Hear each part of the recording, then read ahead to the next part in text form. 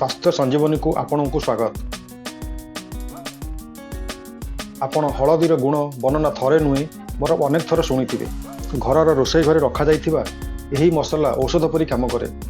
यार गोटे नुहे बर अनेक लाभ अछि।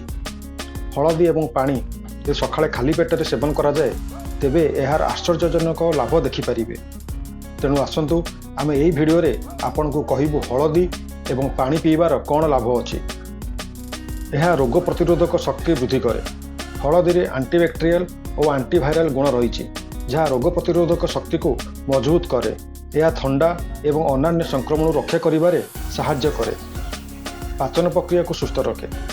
हलदी पाचन एंजाइम उत्पादक को उत्साहित करे जहाँ खाद्यर पाचन प्रक्रिया को उन्नत करे।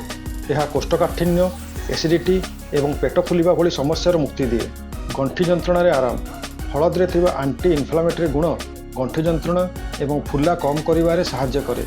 या गंठी रोग एवं अन्य प्रदाह रोग पई लाभदायक होई पारे। त्वचा पई लाभदायक। हलदी एंटीऑक्सीडेंट रे भरपूर जहाँ मुक्त रेडिकल्स द्वारा हेउथुबा क्षति त्वचा को रक्षा करे। यह त्वचा को उज्जवल एवं सुस्थ करिथाए। हृदय स्वास्थ्य पई भलो। हलदी हृदरोग आशंका कम करिबारे सहाय्य करे। यह रक्तचाप को नियंत्रण करे एवं खराब कोलेस्ट्रॉल स्तर को ह्रास करे। ओजन ह्रास में सहायक।